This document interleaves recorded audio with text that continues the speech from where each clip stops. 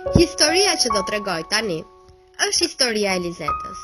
Lizeta ishte një goce e qeshur dhe plot me ëndra. Ëndra e saj më e madhe ishte që të bëjë mësuese matematike. Dhe për këtë arsye studionte fort ditë e natë. Të njëjtin pasion kishte edhe shoku i saj klasës, Marko, i cili avash avash u kthye në princin e saj të kaltër. Edhe pse dashuria e tyre dukej shpeshherë si një ekuacion i vështirë matematikor, ata prapë i zgjidhnin problemet e tyre dhe ëndërronin të plakeshin së bashku. Çdo gjë dukej sikur shkonte për mrekullinë në jetën e saj. Derisa baban e saj e spionuan që mbante libra të ndaluar në shtëpi dhe familja e saj u quaj si përsekutuar. Ky ishte vetëm fillimi i fundit të këtij. Marko, princi i saj i kaltër, nuk i ndojtë në krah, e braktisi.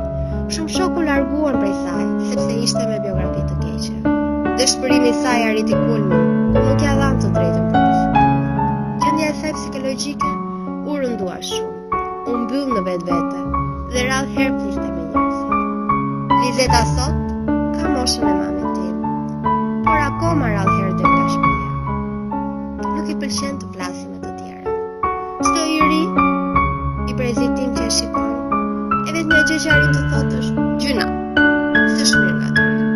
Por shumë pak e din historinë e saj, se si diktatura i shkatroi jetën sepse ishte me biografi të keqe.